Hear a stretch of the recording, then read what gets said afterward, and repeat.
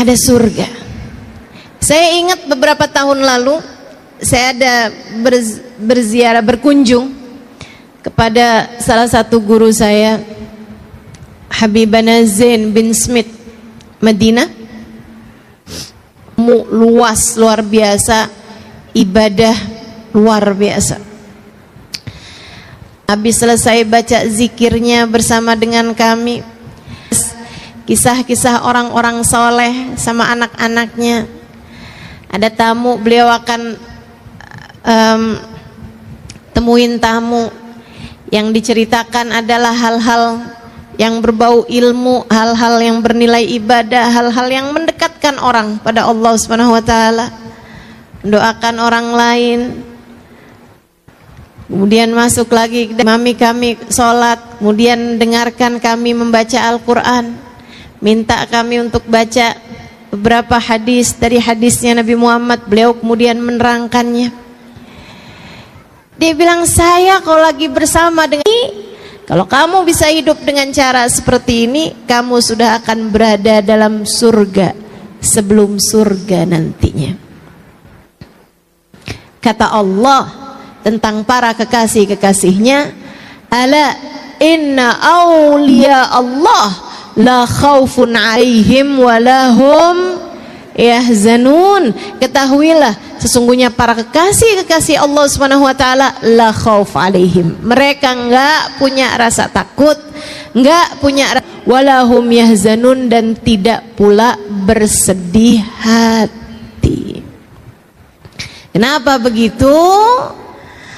Karena Allah telah memandang jiwanya dan memberikan cahaya dalam jiwanya, sehingga di dunia mereka berasa dalam surga tanpa takut, tanpa sedih. Di akhirat kelak mereka adalah para kekasih-kekasih Allah Subhanahu wa taala. Tanggamu tinggal bersama dengan suami, ayat kursi saat masuk dalam rumah.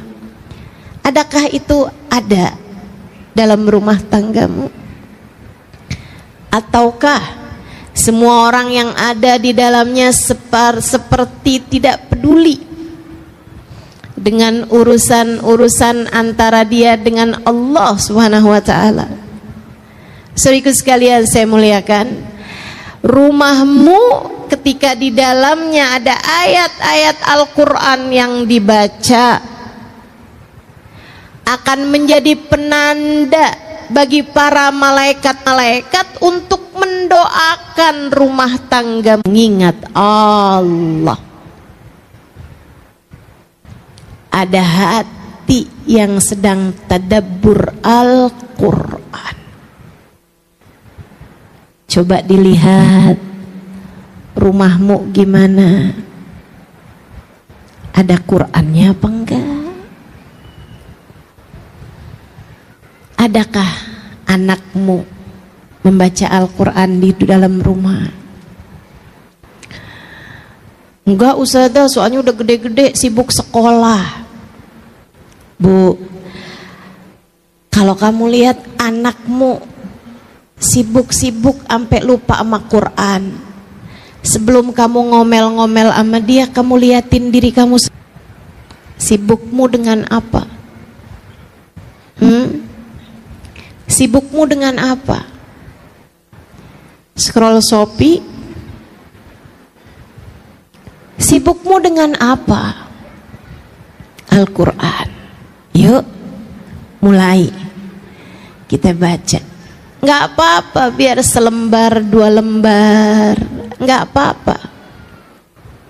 Sore baca apa? Malam sebelum tidur Al-Muluk. Itu sekurangnya ayat Al-Quran yang kita baca. Pagi baca surat Yasin. Kata Nabi, siapa yang kepengen urusannya dipermudah sepanjang hari, awalilah dengan baca surat Yasin. Terutama untukmu yang orang tuamu sudah berpulang ke rahmatullah, atau kaum kerabatmu sudah berpulang ke rahmatullah, pagi-pagi hari hadiahkan untuk mereka surat Yasin. Sebelum baca Yasin, kamu niatkan, ya Allah, Yasin ini saya baca untuk ibu saya yang sudah berada di sisimu, ya Allah, untuk ayah saya yang sudah meninggal dunia, ya Allah, untuk suami saya, ya Allah, yang sudah meninggal dunia. Sebutkan namanya, kemudian mulailah kamu baca surat Yasin. Iqra'u ala mautakum Yasin, kata Nabi Muhammad, bacakanlah Yasin untuk orang-orang yang sudah meninggal dunia di antara kalian. Surat Waqiah di saat sore hari, saudara sekalian. Surat Waqiah surat yang mendatangkan rizki zahir batin. Sayyidina Ibnu Mas'ud ketika mau meninggal dunia mensedekahkan nyaris seluruh hartanya. Ditanya oleh para sahabatnya, wahai Ibnu Mas'ud, kalau semua hartamu kamu sedekahkan, apa yang kamu tinggalkan untuk keluargamu? Beliau menjawab, inni taraktu lahum suratul Waqiah, aku telah meninggalkan kepada mereka surat Al-Waqiah. Aku pesankan kepada mereka untuk selalu membacanya setiap hari, sebab aku mendengar baginda Nabi Muhammad SAW mengatakan, la faqra ma'al waqi'ah, tidak ada kefakiran bersama dengan surat Al-Waqi'ah. Pengen rezeki lancar zahir batin, jangan jauh-jauh dari baca surat Waqi'ah. Insya Allah. Malam sebelum tidur, boleh habis maghrib, boleh habis isya, kamu baca surat Al-Mulk, surat Tabarakal Muluk.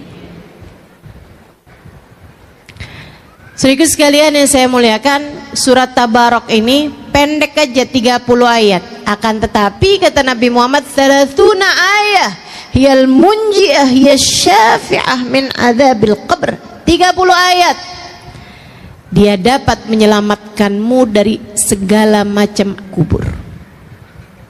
Biasakan untuk mengerjakan ketaatan di dalam rumah. Ajak anak-anakmu untuk melakukannya. Kasih tahu suamimu untuk dapat melakukannya. Untuk Allah turunkan rahmat sehingga dengannya kamu merasakan ada surga dalam rumah tanggamu. Ketaatan jangan tinggal, sholat berjamaah jangan tinggal. Bu, saya ingat beberapa tahun yang lalu ketika tadi yang saya sampaikan, Habibana Zain bin Smith, guru saya di Madinah, beliau beberapa tahun yang silam masih sering berkunjung ke Indonesia bersama dengan istri beliau yang saat ini sudah meninggal dunia, almarhumah Hubabah Maryam, wanita bijaksana yang saya ceritakan juga di buku Bidadari Bumi yang kedua. Beliau, ibu-ibu saudaraku sekalian, dulu tuh kalau beliau datang ke Indonesia, saya kalau beliau ada di Indonesia kayak berasa ngantor sama beliau.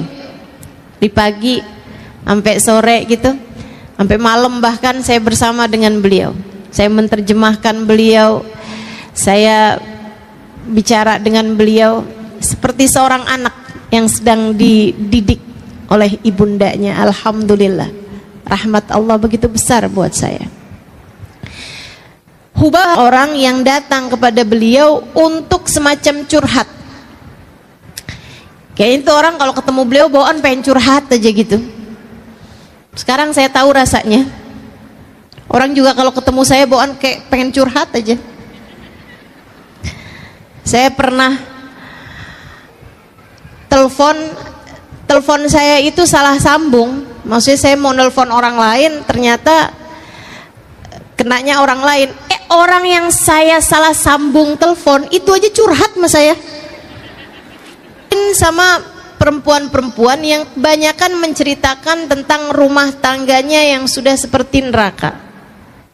Bu, saya kasih tahu padamu, itu yang curhat-curhat, yang rumah tangganya berantakan, yang dalam rumah tangganya itu sudah hampir pecah karena sudah tidak ada lagi keharmonisan dalam rumah tangga,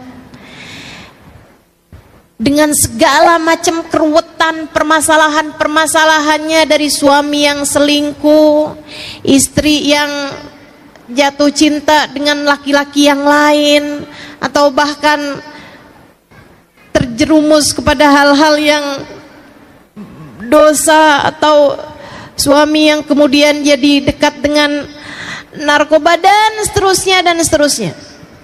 Permasalahan-permasalahan yang sangat banyak dalam rumah tangga membuat saya yang waktu itu baru menikah beberapa bulan jadi mikir gitu, apa nggak salah keputusan yang saya ambil ini ya. Saudara sekalian, namun subhanallah, dari setiap kali saya menerjemahkan Hubabah, karena masalahnya mereka curhat pakai bahasa Indonesia, Hubabahnya nggak ngerti bahasa Indonesia. Hubabah jawab pakai bahasa Arab, orang yang dicurhatin kagak ngerti. Jadinya mau nggak mau saya yang harus jadi penterjemahnya gitu. Saya terjemahkan kata per kata, bahkan saya terjemahkan kalimat per kalimat. Tiap Hubabah bisa saya ngomong langsung saya terjemahin, dia ngomong saya terjemahin gitu terus seperti itu. Saudara sekalian saya muliakan, dari begitu banyak pertanyaan-pertanyaan yang ditanyakan balik oleh Hubabah, saya membuat satu kesimpulan. Ada satu pertanyaan yang selalu ditanyakan sama beliau, kalian di rumah sholat berjamaah apa enggak? Dan subhanallah, jawabannya selalu saja tidak. Bapak tanya balik, tapi kalian sholat? Jadi rupanya yang punya banyak permasalahan dalam rumah tangga adalah orang-orang yang di dalam rumahnya tidak ada sholat berjamaah. Ada taat yang ditinggalkan. Sampai ketika saya sedang berduaan dengan beliau, dengan Hubabah Maryam, saya tanya, Hubabah, apa kaitan antara sholat berjamaah sama rumah tangga gitu? Kenapa setiap orang yang gak dalam rumah gitu? Kata Hubabah, ya Halimah ma sami'ti qaul Rasulillah sallallahu alaihi wasallam. Kamu gak pernah dengar nak hadisnya Nabi Muhammad alaihi wasallam, la tusawwuna sufufakum aw la yakhtalifanna qulubakum. Hendaklah kalian ratakan soft salat kalian atau akan bercerai-berai hati kalian. Jika soft tidak rata saja membuat hati bercerai-berai, bagaimana pula dengan yang tidak sholat berjamaah sekalian? Sholat berjamaah menyatukan hati. Kamu kalau kepengen rumah tanggamu berada dalam surganya, laksanakanlah sholat dengan berjamaah di dalam rumahmu itu. Insya niat apa enggak niat nih kira-kira? Mulai kapan sholat berjamaahnya? Sekarang. Insya Allah kerjain ya.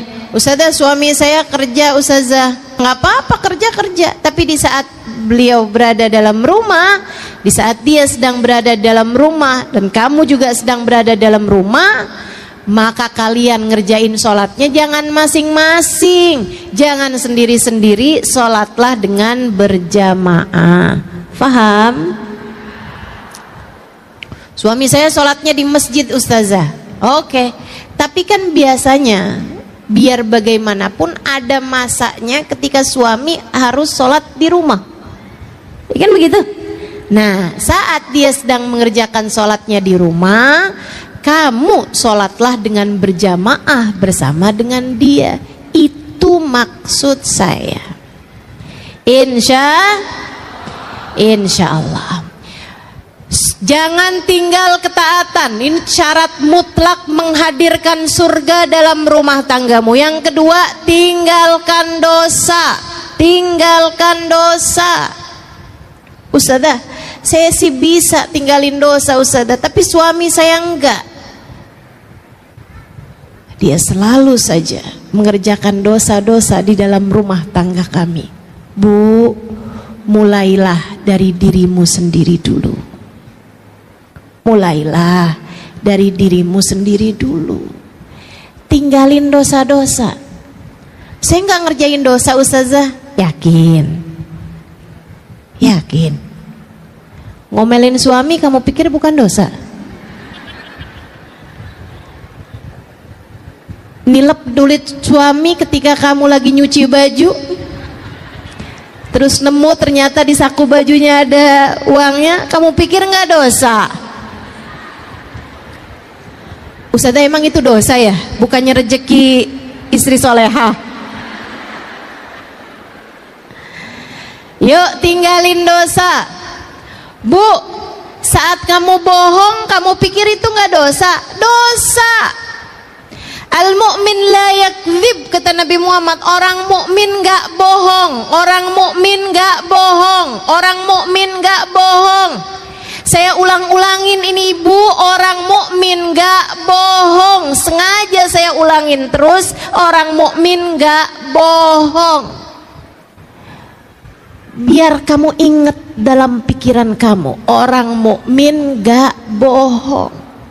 Saat kamu nanti mau berbohong, entah kepada anakmu, entah kepada suamimu, entah kepada siapapun, kamu ingat ucapan saya, orang mukmin gak bohong. Sebab ucapan saya adalah apa yang telah disampaikan baginda Nabi besar Muhammad sallallahu alaihi wasallam ketika beliau ditanya, wahai Rasulullah, yaznil mu'min, apakah orang mukmin ada yang berzina?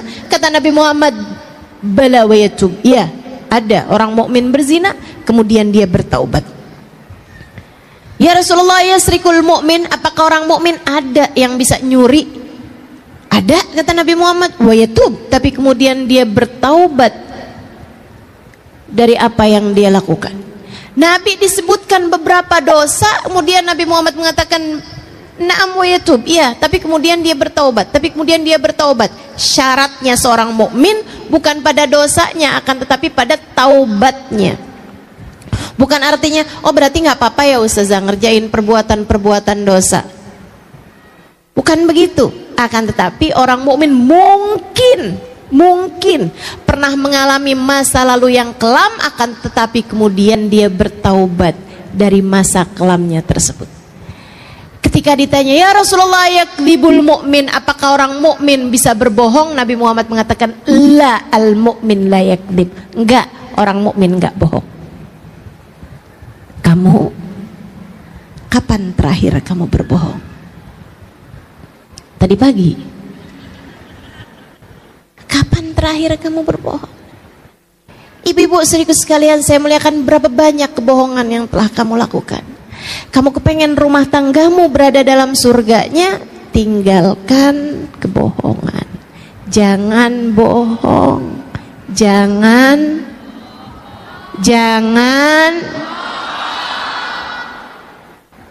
ingetin terus ucapan saya ini. Jangan bohong. Ibu-ibu sekalian saya muliakan, tinggalkan dosa-dosa apapun itu. Kamu kecewa karena suamimu telah menduakan hatimu dan sebagaimana mestinya, tidak memberi kepadamu apa yang kamu harapkan, hingga satu hari ketika suamimu sudah tertidur di sampingmu, ada pesan masuk, hai, apa kabar? Dari mantan ketemuan waktu reuni kemarin. Saya sih Bu nggak setuju dah Bu sama acara reunian. Banyak yang CLBK. Ya ampun, saya nyesel nggak kawin sama dia. Sekarang udah punya pom bensin. Bahaya banget. Yuk,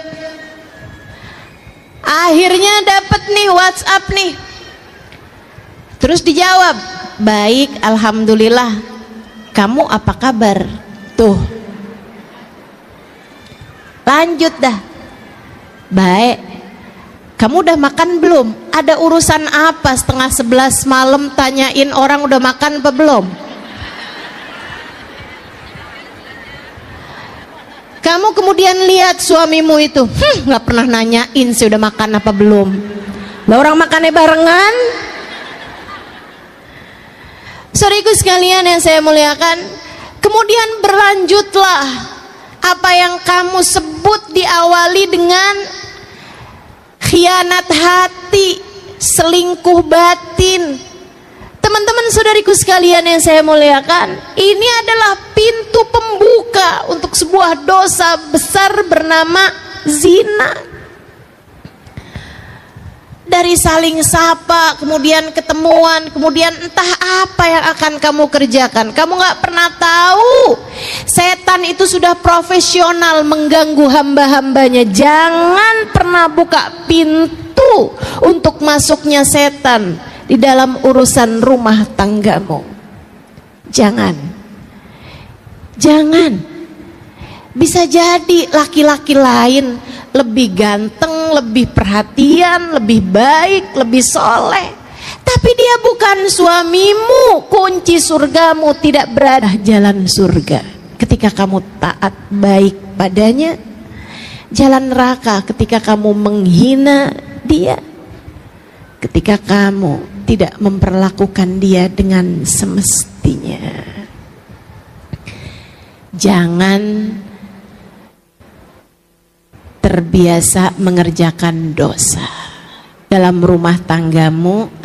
Angkat dah dosa-dosa, tinggalkan dosa. Pasti akan lebih damai, pasti akan lebih harmonis, pasti akan banyak turun rahmatnya Allah Subhanahu wa ta'ala kepada rumah tanggamu. Yang ketiga, teman-teman saya sekalian, yang pertama tadi apa? Jangan tinggal taat. Yang kedua apa? Berada di dalam surganya dalam rumah tanggamu. Apa kaitannya Ustazah? Apa kaitannya? Ini saya ceritain. Apa kaitannya? Saya punya teman. Dia seorang daiyah, seorang ustazah di Australia. Teman saya kan banyak, Bu, jangan ngiri. Seorang daiyah di Australia. Satu waktu saat kedatangannya di Indonesia, dia cerita. Namanya Ustazah Ummu Abdurrahman. Dia cerita bahwa dia itu berdakwah di Australia dan ada banyak di antara orang-orang yang mulai masuk dalam agama Islam, sehingga dia banyak mentalkin orang-orang. Sering banget datang ke rumah dia, duduk di ruang tamunya. Bahkan di saat dia lagi nggak ada dalam rumah. Nanti kalau pas dia kebetulan pulang, si tetangga itu ada di depan rumah, ada di ruang tamu gitu, dia nanya, ada yang bisa saya bantu? Oh iya, saya kehabisan garam, boleh minta garammu? Dikasihin. Mah kamu buat duduk aja gitu, kayak tenang banget. Saya nggak ngerti kenapa. Dia bilang padahal rumah tetangga saya ini jauh lebih mewah, jauh lebih bagus daripada rumah saya. AC-nya jauh lebih dingin daripada AC di rumah saya. Dia bilang daripada AC di rumah saya. Dia bilang dekorasinya interior dalam rumahnya jauh lebih indah daripada rumah saya. Tapi dia mengatakan bahwa setiap kali saya duduk di dalam rumahmu, seperti saya berada di dalam surga. Saya nggak ngerti kenapa. Dia bilang, saya pun kemudian kasih tahu sama dia tentang Islam dan lain sebagainya. Tapi dia mengatakan, kenapa di rumah umat Islam kebanyakannya seperti berada di dalam surga? Kenapa? Karena umat Islam dalam hatinya punya cinta kepada Nabi Muhammad. Kenapa begitu? Kenapa kalau orang dalam hatinya punya cinta kepada Nabi Muhammad, kenapa bikin hati orang jadi adem bahkan ketika berada di dalam rumahnya? Karena Nabi Muhammad, Allah mengatakan tentangnya, a'udzubillahi minasyaitonirrajim, wa ma arsalnaka illa rahmatan lil alamin. Dan tidaklah kami utus engkau wahai Nabi Muhammad melainkan sebagai bentuk kasih sayang kami, rahmat kami di atas muka bumi ini.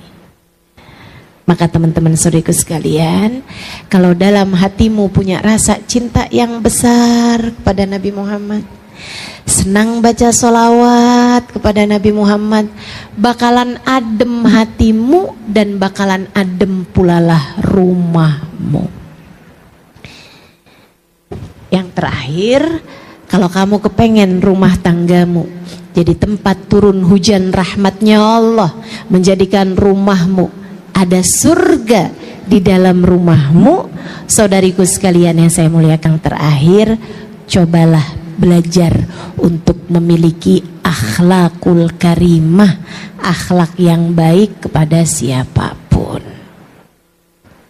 Bangun akhlak yang bagus, bangun akhlak yang baik. Ucapan kasar, kalimat yang menyakitkan hati, tinggalkan.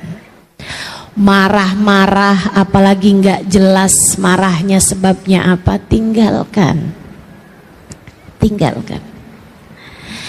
Semua bentuk dari akhlak-akhlak yang buruk itu adalah penyebab dari rumahmu seperti berada di dalam neraka. Cobain belajar buat punya akhlak yang baik. Kalau ada suami lagi marah, liatin aja. Liatin aja. Kemudian kalau dia marah-marah, ngomong-ngomong yang gak enak gitu, Bu, kamu dengerin aja tapi gak usah percaya. Gak usah percaya.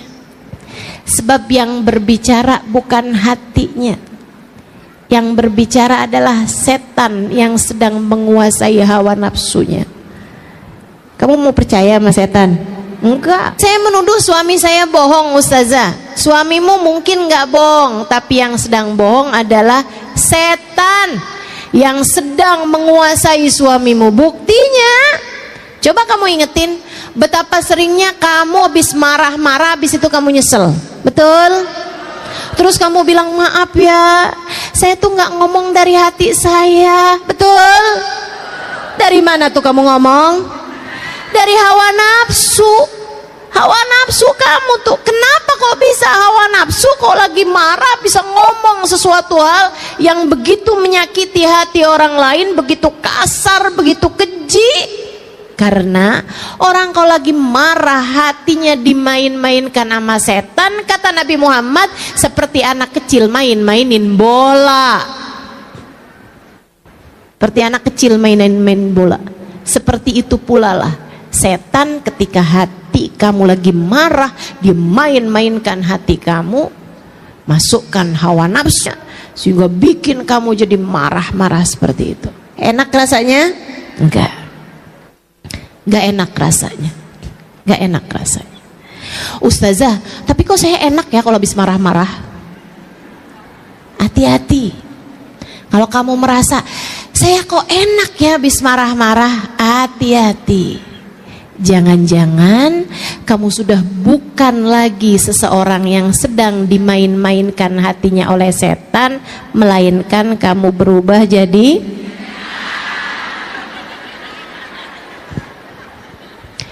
yang seneng kalau lagi marah-marah itu setan, Bu, bukan manusia.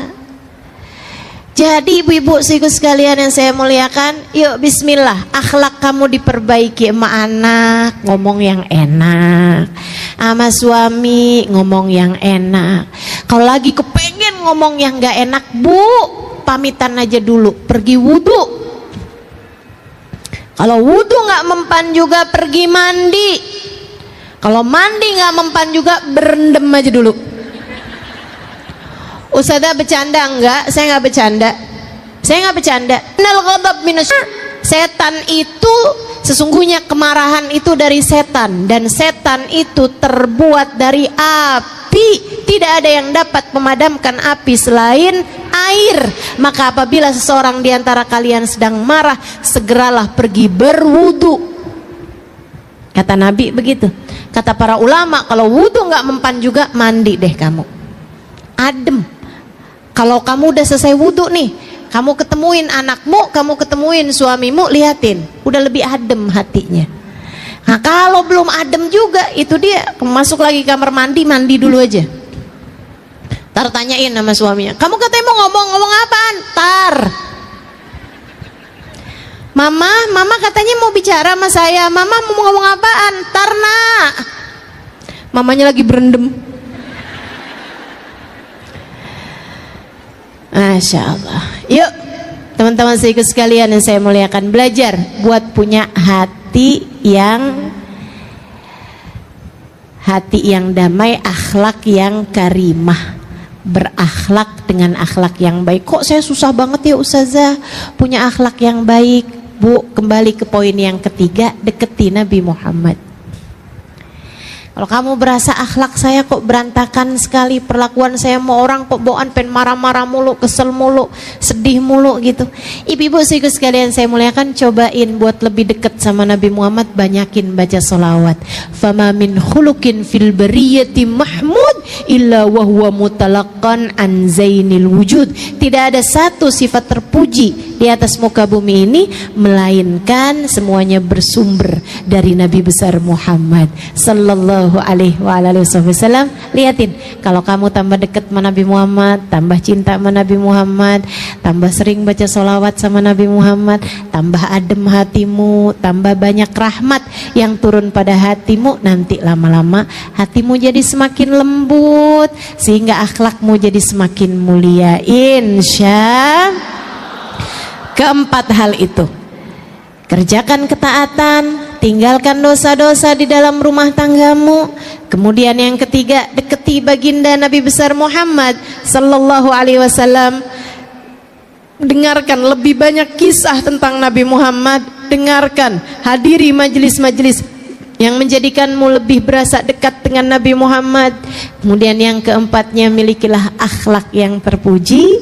Keempat hal tersebut jika ada di dalam rumah tanggamu akan menjadi surga sebelum surga nantinya.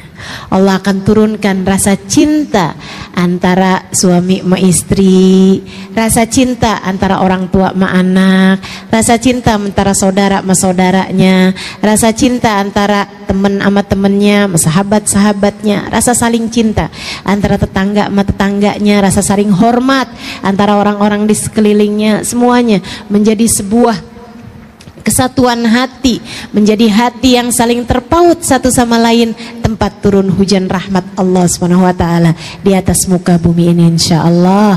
Semoga rumahmu menjadi rumah tempat turun hujan rahmat Allah di atas muka bumi ini.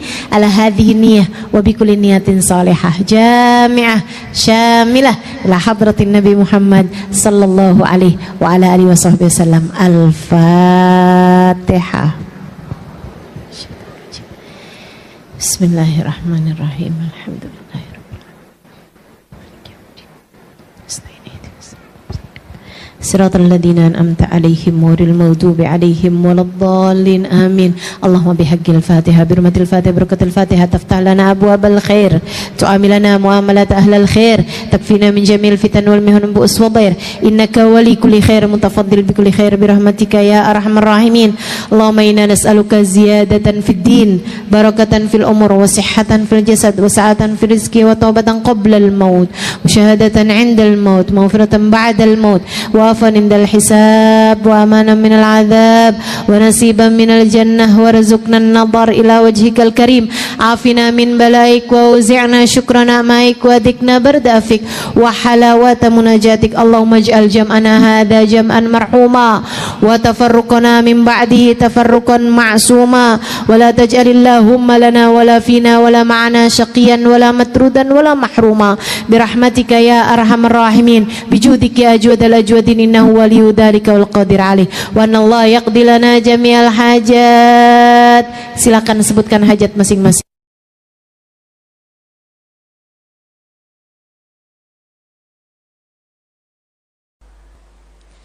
Rahasia jalur langit, tema kita pada hari ini.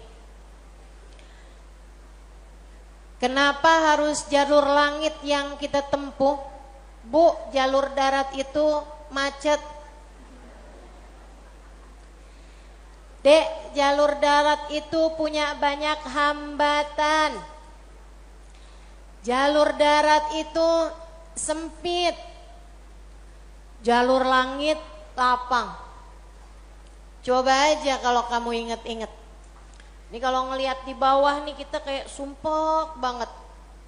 Apalagi kalau kamu mulai ada di daerah-daerah padat Jakarta. Contohnya di Cawang. Ada Cawang bawah, ada Cawang atas, ada Cawang kamu. Sayang maksudnya ya. Ini banyak adik-adik nih. Cawang aku nggak, Dek?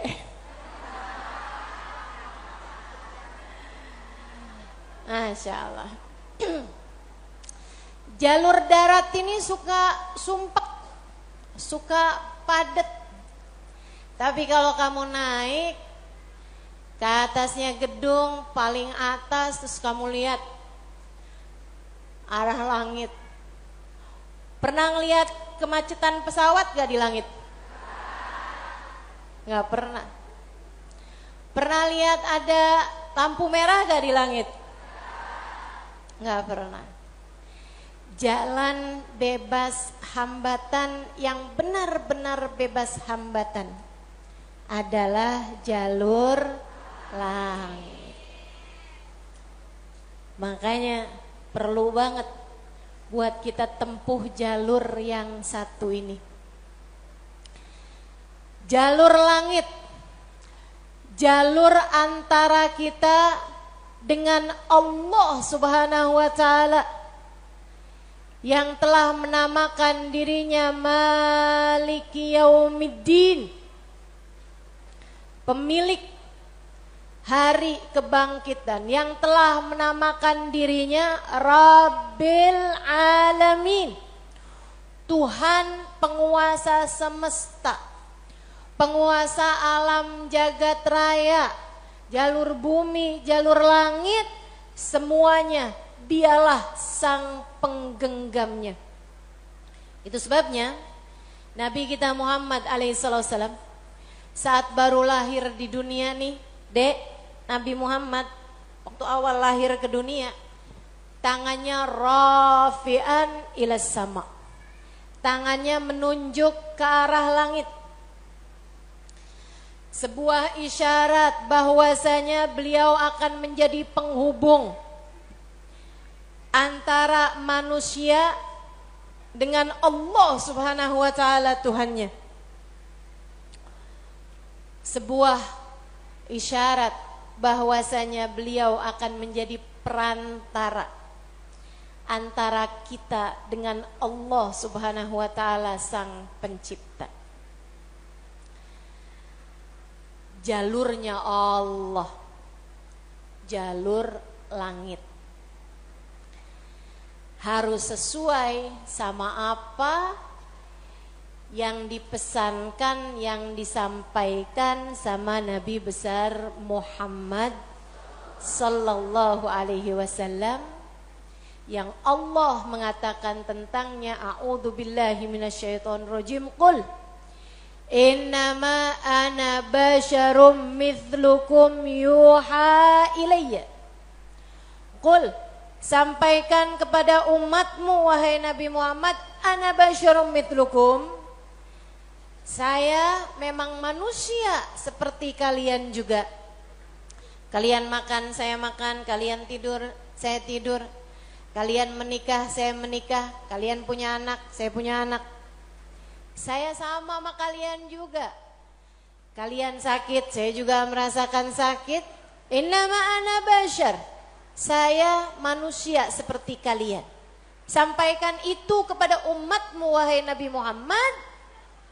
Akan tetapi yuha ilayya, jangan lupa saya adalah hamba wahyu, telah diwahyukan kepadaku peta menuju jalur langit, peta kebahagiaan hidup dunia membawamu kepada kebahagiaan hidup akhirat, peta untuk membuatmu kenal kepada sang pencipta.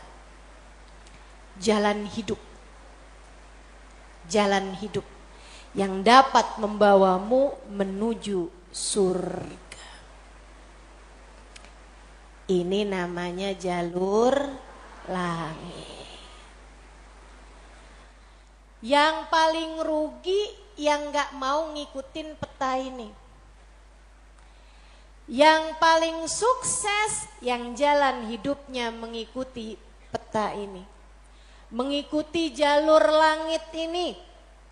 Karenanya adik-adik, ibu-ibu, saudariku sekalian yang saya muliakan, izinkan saya di kajian ini menyampaikan padamu tentang bagaimana cara kita menempuh perjalanan menuju Allah Subhanahu wa taala lewat jalur langitnya.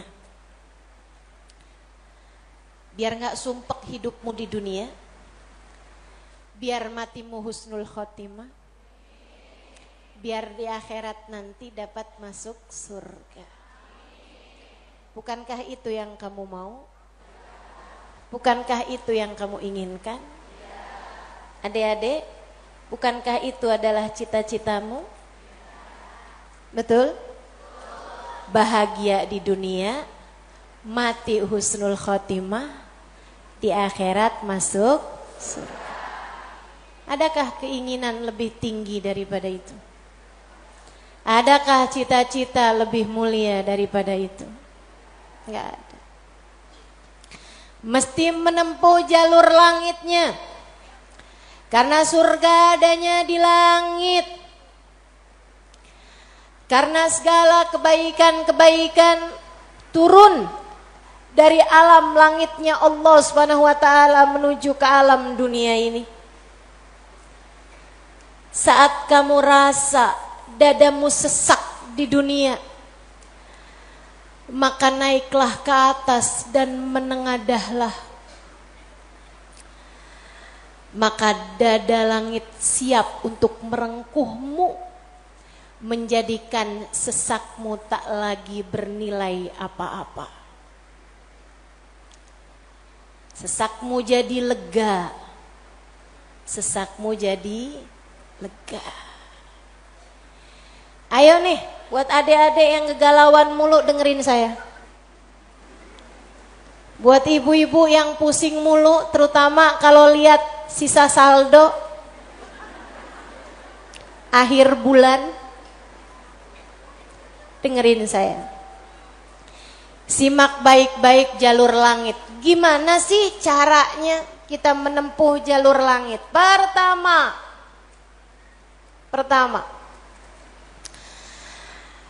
apa aja jalur langit yang bisa kita tempuh? Pertama, sholat.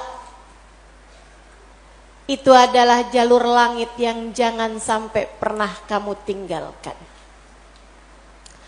Sayyidina Muhammad Al-Bagir berkata kepada putranya Sayyidina Ja'far As-Sadiq, "Ya bunai, ittasil billah."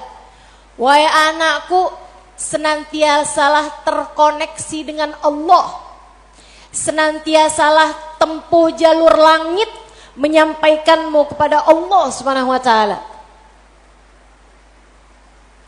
Seringlah terkoneksi sama Allah. Anaknya bertanya, "Kaifa attasil bih ya walidi?" Bagaimana caraku untuk selalu terkoneksi dengan Allah? Bagaimana caraku berkomunikasi sama Allah? Bagaimana caraku menempuh jalur langit? Ayahandanya berkata, kalau kamu ingin kamu berbicara dengan Allah, sholatlah. Kalau kamu ingin Allah berbicara kepadamu, bacalah Al-Quran. Jadi cara pertama tersambung sama Allah adalah sholat. Jangan tinggal sholat. Jangan tinggal sholat meski siapapun yang mengatakannya. Misalnya ada orang gelarnya apa kek, profesor, doktor, Belakang namanya juga ada banyak. Ada banyak gelar-gelar SAG, Sarjana Alam Gaib. Misalnya gitu. Tapi sebenarnya apa SAG itu ya? Sarjana Agama. Oh, maafkan saya ya. Saudaraku sekalian yang saya muliakan, sepanjang apapun gelar yang dimiliki seseorang, kalau dia sampai mengatakan misalnya sholat itu sudah tidak relevan lagi di zaman sekarang, agama ini semakin maju, karenanya makna sholat bukan seperti yang disampaikan para ulama. Misalnya dia ngomong begitu, sholat itu tujuannya mengingat Allah, aqimis sholata lidzikri. Kamu kalau udah bisa ingat Allah nggak pakai sholat, ya itu udah cukup sebagai sholat. Nah nih, hati-hati. Ucapan-ucapan yang tidak bertanggung jawab semacam ini. Sholat itu kewajiban dari Allah. Allah yang punya jalur langit. Allah yang tahu bagaimana cara tersambung dengan Allah Subhanahu wa ta'ala. Dan dia yang telah menamakan sholat sebagai sholat dari kata-kata wasala yasilu silatan, yang artinya adalah hubungan, tersambung. Orang yang punya sholat, menjaga sholatnya, dia akan senantiasa tersambung dengan Allah. Dia adalah orang-orang yang menjaga jalur langit. Komunikasi langitnya tetap tersambungkan. Jagain sholat. Dek, jagain. Tapi saya belum bisa khusyuk ustazah. Nggak apa-apa. Saya masalahnya kalau sholat suka ngelambiar pikiran kemana-mana ustazah. Sama. Saya juga sama, tapi nggak apa-apa. Jangan pernah tinggal sholat. Imam Ghazali bahkan menyebutkan salah satu penyebab kematian dalam su'ul khatimah, salah satu penyebab iman tercabut dari dalam hati di saat kematian datang, na'udzubillah min dzalik, nomor 1 tarkus sholah, meninggalkan sholat. Tiang agama kita.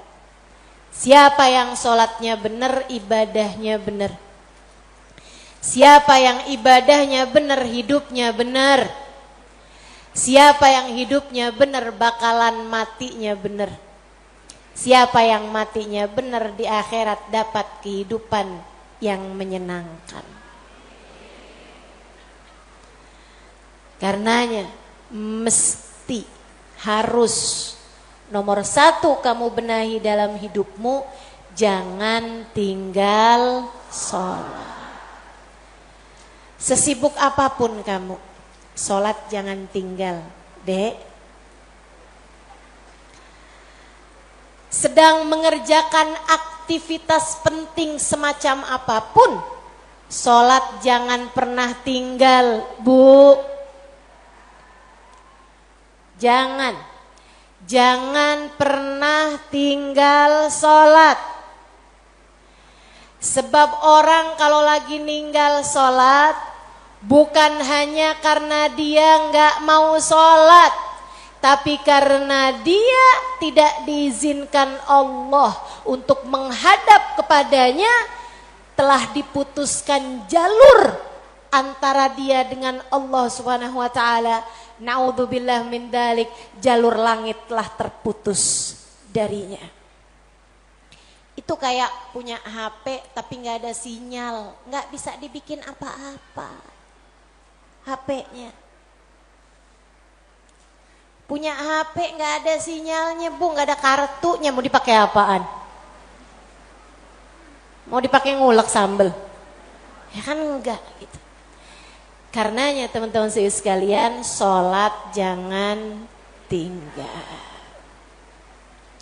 Kamu kalau dibikin sama Allah dalam hidup nggak ngerjain sholat, kamu perlu menangisi hal tersebut. Kenapa gitu? Saya sering sampaikan, orang ketika sholat bukan hanya karena dia mau sholat, akan tetapi karena dia masih punya nilai di sisi Allah, sehingga Allah masih izinkan dia untuk menghadap kepadanya. Kamu pernah nggak, Dek, sebel sama orang sampai nggak pernah mau lihat mukanya? Pernah? Sekarang saya tanya sama ibu-ibu, ibu-ibu pernah nggak benci banget sama orang sampai nggak sudi lihat muka dia? Pernah? Pernah. Kita tuh kayak begitu, kalau lagi benci sama orang, sebel sama orang, ngelihat mukanya kita nggak mau. Allah juga gitu.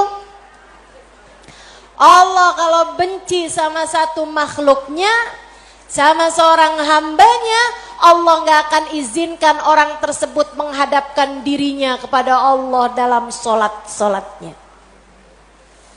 Dia kirain dia yang nggak mau sholat, padahal Allah yang nggak mau dia menghadap kepadanya. Telah diputus jalur antara dia dengan Allah subhanahu wa ta'ala. Na'udzubillah min dzalik. Ada yang nanya sama saya, Ustazah, saya nih kan lagi belanja nih Ustazah, kan sibuk tuh kan. Belanja di mana? Di mall saja. Boleh nggak Ustazah saya jamak sholat saya? Lah, nge-mall di jamak sholat. Ada nih yang begini. Saya mau lihat di sini ada apa kagak nih. Belanja ke pasar, sholat udah sampai di jamak-jamak. Innalillahi. Boleh nggak Ustazah? Nggak boleh lah. Yang boleh jamak sholat itu kalau bepergian, itu pun juga dengan jarak keluar kota 82 km. Tapi kalau kurang dari itu, nggak boleh mengerjakan jamak sholat. Katanya Nabi Muhammad, man jama'as shalah bi ghairi udrin faqad atababan min abwabil kabair.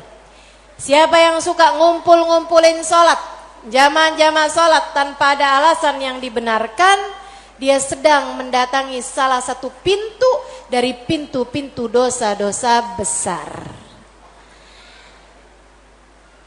Dia tanya, boleh nggak Ustazah jamak sholat? Nggak boleh, kecuali karena ada alasan yang dibenarkan. Emang kenapa gitu Ustazah? Kamu kalau kepengen hidup dipentingkan sama Allah, maka kamu harus mementingkan Allah. Sholat adalah gambaran tentang kamu mementingkan Allah, maka insya Allah hidupmu akan dipentingkan oleh Allah. Jarur langit yang pertama adalah sholat.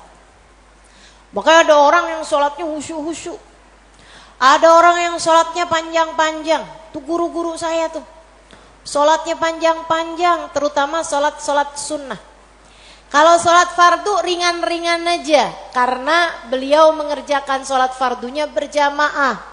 Jadi imam, itu katanya Nabi Muhammad, kalau kamu sholat jadi imam jangan panjang-panjang. Tapi kalau kamu sholat sendirian, silahkan mau panjang kayak gimana pun silahkan. Kita kan suka kebalik-balik.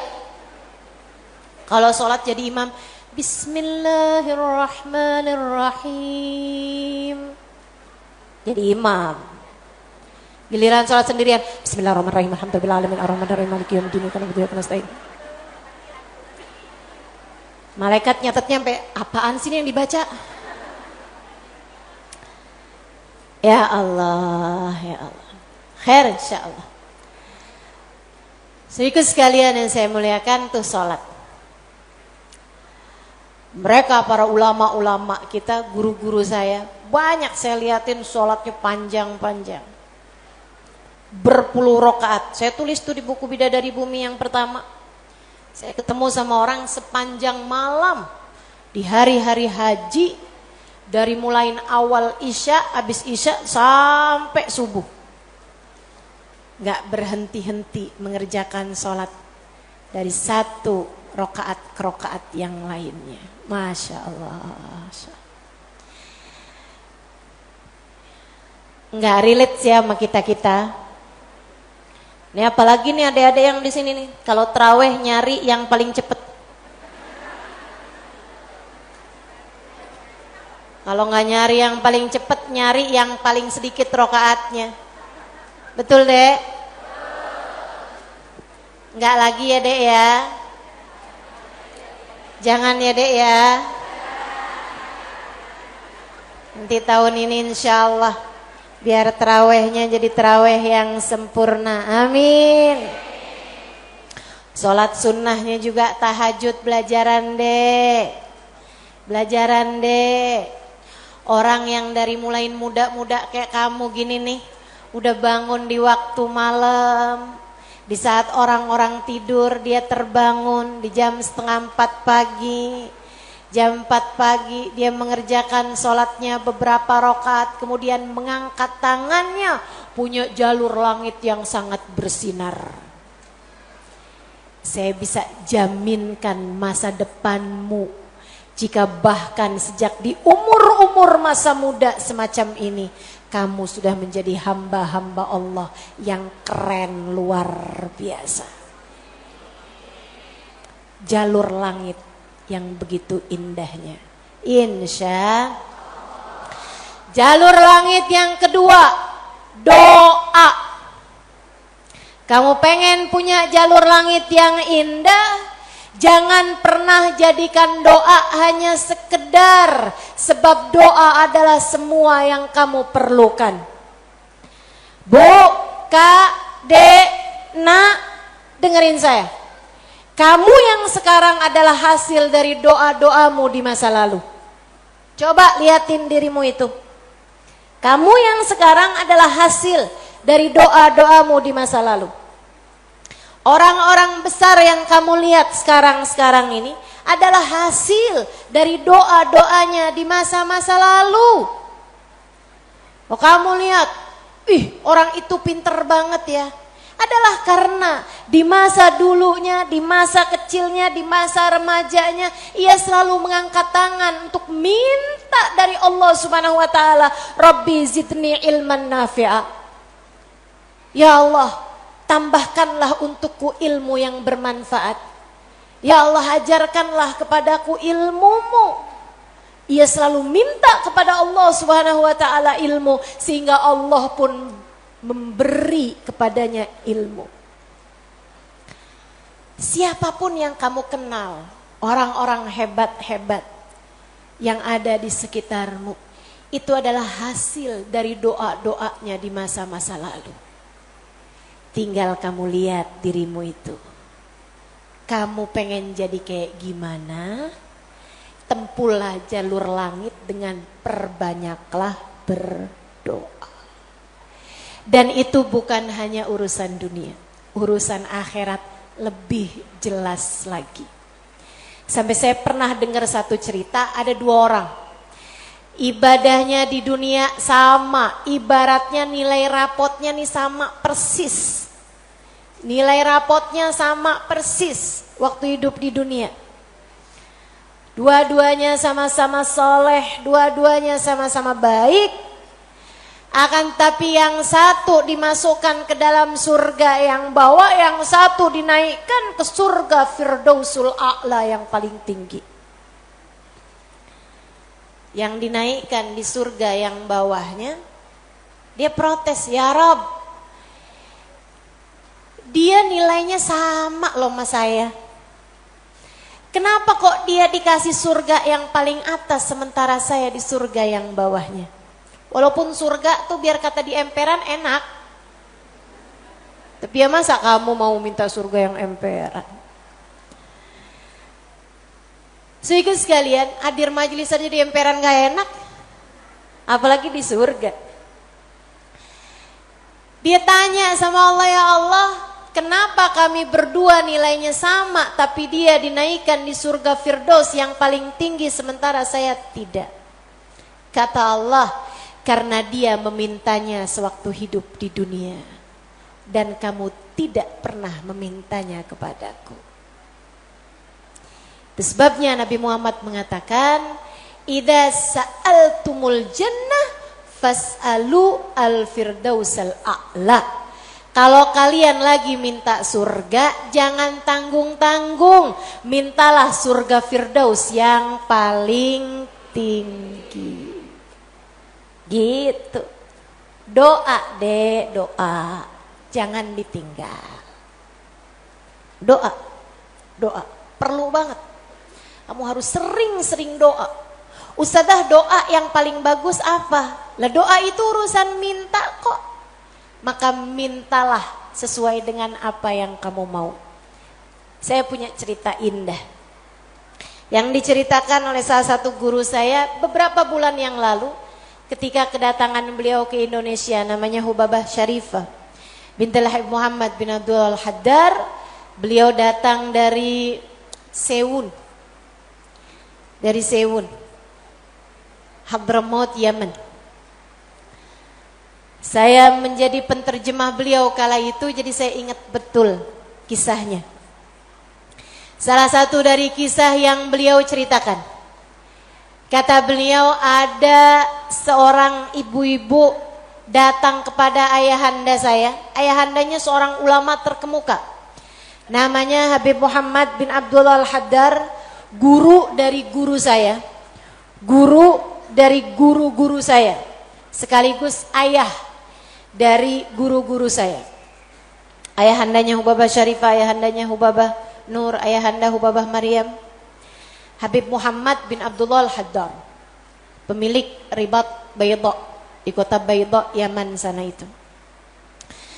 Sehingga sekalian, beliau seorang pendakwah, seorang yang mustajabud dakwah, yang doanya mustajab. Satu waktu ada seorang ibu datang dalam keadaan menangis terisak-isak kepada ayahandanya di saat Hubabah Syarifah sedang ada di sisi ayahandanya.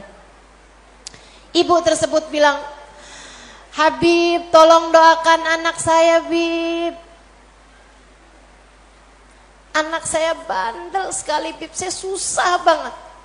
Ajakin dia sholat susah, ajakin dia kerjain kebaikan susah. Anaknya bandel, gak mau denger apa kata saya. Tolong saya, Bib, doakan anak saya, apa yang harus saya lakukan. Beliau kemudian berkata, Bu, ibu kepengen anak ibu jadi anak yang soleh. Iya, Bib, pengen banget Bib.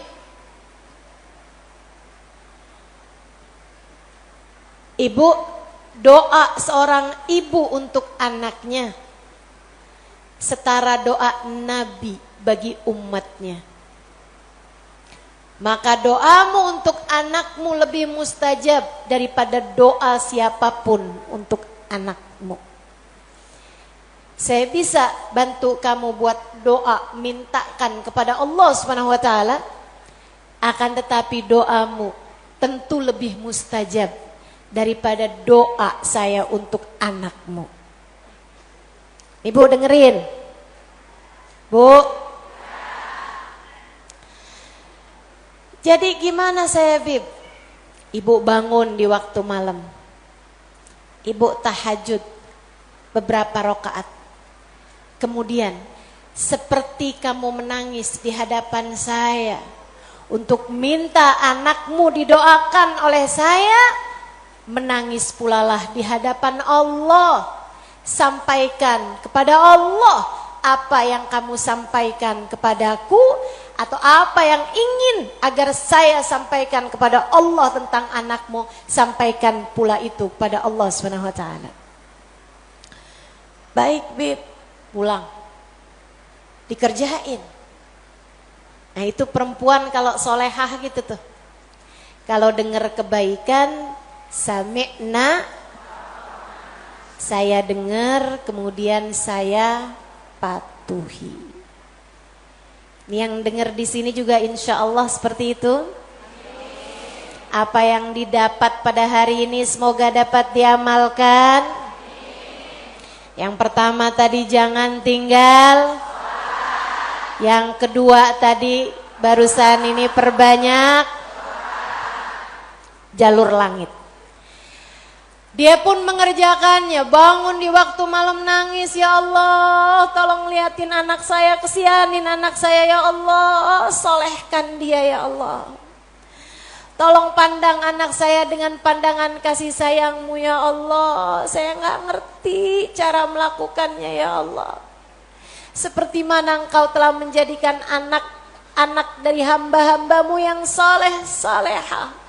Kau jaga mereka, jaga pula lah anakku ya Allah. Jauhkan dari segala dosa-dosa, jauhkan dari segala kejahatan-kejahatan. Tolong jaga anak saya ya Allah. Terus didoain anaknya, didoain anaknya, doain anaknya. Malam demi malam, malam demi malam. Dan Bu, Kak, Dek, Nak, doa itu bukan instan.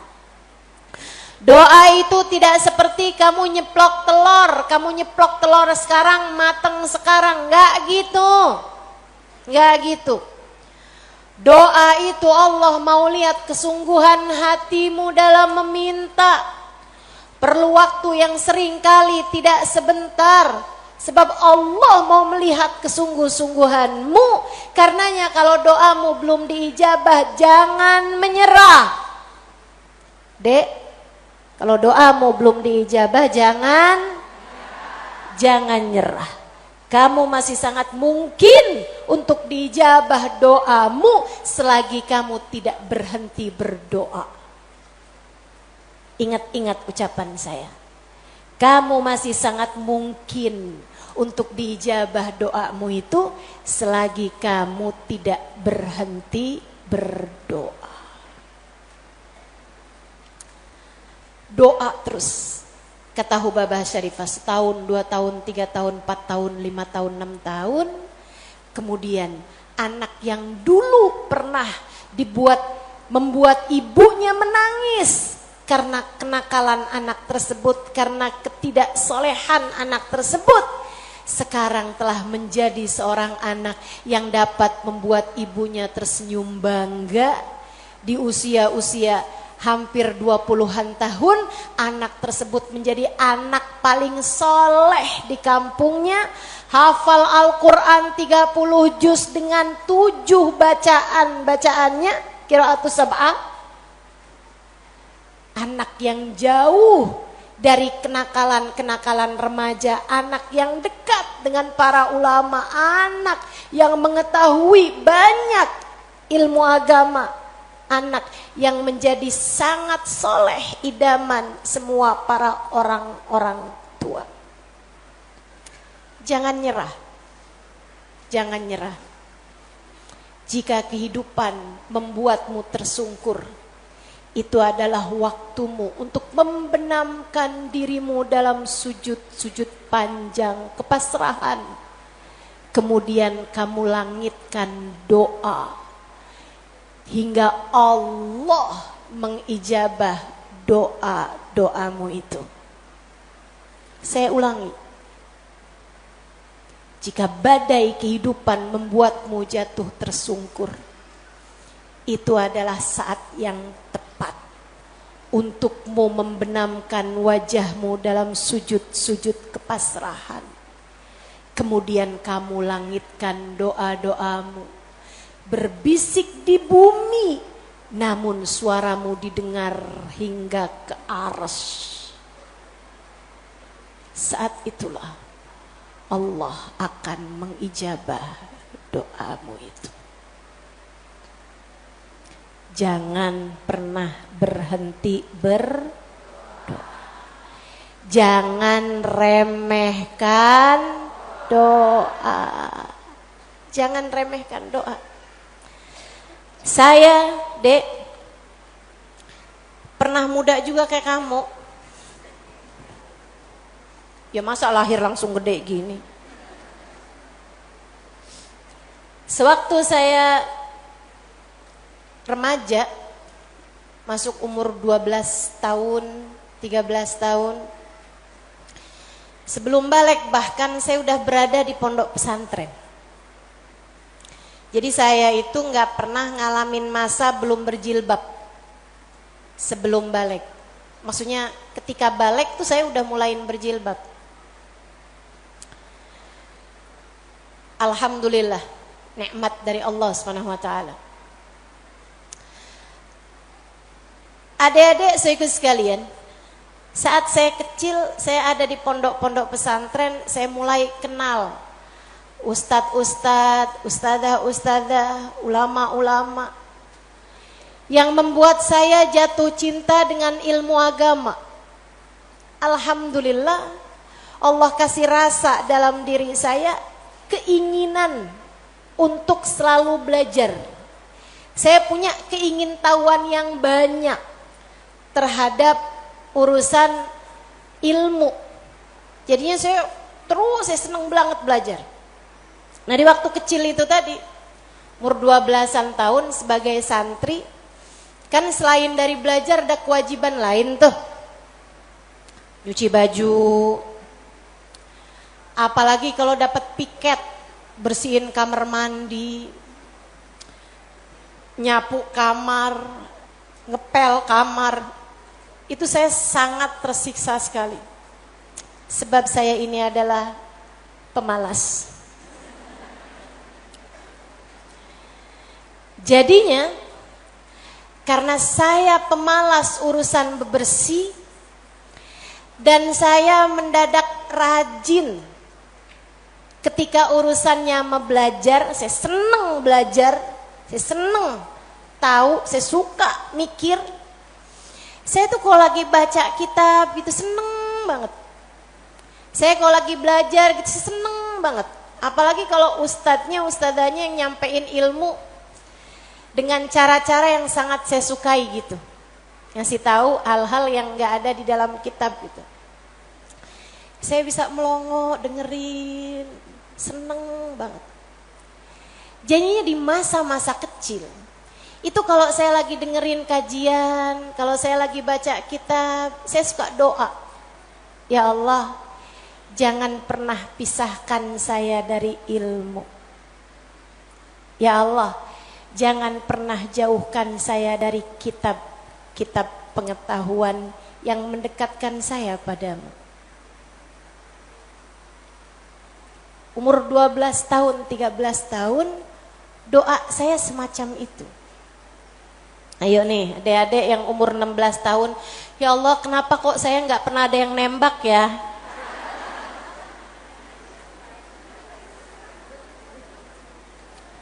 Kata Allah, ya karena aku sayang padamu.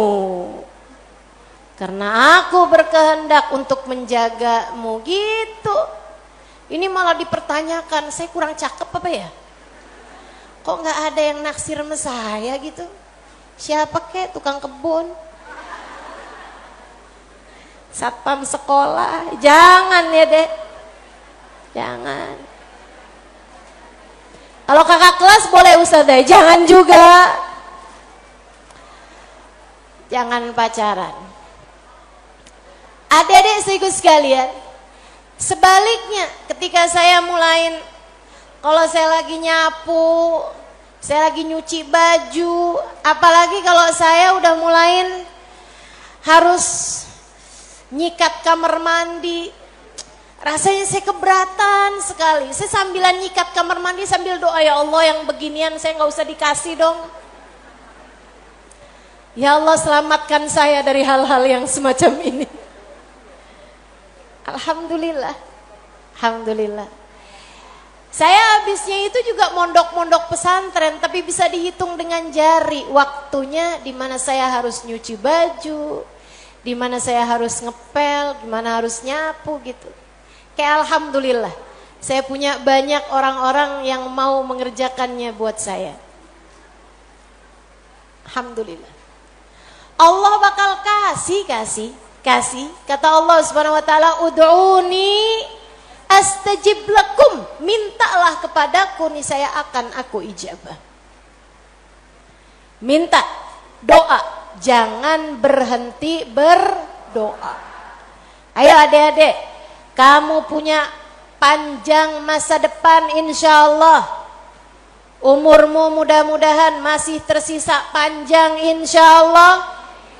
Jangan sesali dengan di masa tua kamu enggak dikasih hal-hal besar dalam kehidupan karena kamu tidak pernah memintanya kepada Allah. Minta, ya Allah, pandanglah aku dengan pandangan kasih sayang-Mu. Ya Allah, seperti mana Engkau menjaga hamba-hamba-Mu yang soleh-solehah, tolong jaga saya juga ya Allah. Dek, minta sama Allah. Saya serius berkata padamu, dengarkan saya. Saya menyampaikan nasihat sebagai orang tua kepadamu, Dek, kepadamu nak. Minta sama Allah, yang dekat sama Allah. Karena kalau kamu merasa, kok saya punya orang tua nggak terlalu sayang ya sama saya. Kamu tahu nggak? Kenapa dalam hidup kamu seringkali merasa bahwa orang tuamu nggak cukup sayang sama kamu, guru-gurumu sepertinya nggak sayang sama kamu, teman-temanmu kayaknya meninggalkan kamu. Kenapa Allah kasih rasa kayak begitu dalam hati kamu? Saya kasih tahu, saat Allah membuat hatimu patah dari berharap kepada manusia, itu adalah cara Allah untuk mengenalkan kasih sayangnya yang tak terbatas padamu. Dekatilah Allah. Orang lain mungkin merasa bosan denganmu, tapi Allah tidak. Allah tidak. Allah tidak akan bosan denganmu kecuali jika kamu yang bosan dengannya. Allah tak akan meninggalkanmu kecuali jika kamu yang meninggalkan Allah. Maka atas nama cinta saya sampaikan padamu, Dek, dengerin saya. Bu, dengerin saya. Atas nama cinta saya sampaikan padamu, jangan pernah tinggal Allah. Yang dekat sama Allah, mintalah terus kepada Allah. Mintalah terus kepada Allah. Minta pandangan kasih sayangnya tertuju padamu. Minta Rahman Rahimnya, rahmatnya Allah kasih kepadamu. Minta agar dalam keadaan apapun Allah tak pernah berhenti menyayangimu. Mintalah, mintalah. Permintaan yang tak akan pernah kamu sesali. Gak usah minta, ya Allah, jangan biarkan orang tua saya meninggalkan saya. Gak usah, gak usah. Kamu Bu, jangan minta, ya Allah, jangan biarkan hati suami saya berpaling dari saya. Kamu mau minta juga terserah. Tapi yang saya sampaikan padamu adalah bahwa hal yang semacam itu bisa kamu syukuri, bisa pula kamu sesali. Akan tetapi kalau kamu tidak ditinggalkan oleh Allah, sampai kapanpun tidak akan pernah kamu sesali. Insya Allah. Jadi jalur langit yang harus kamu tempuh, yang pertama adalah, yang kedua adalah, yang ketiga adalah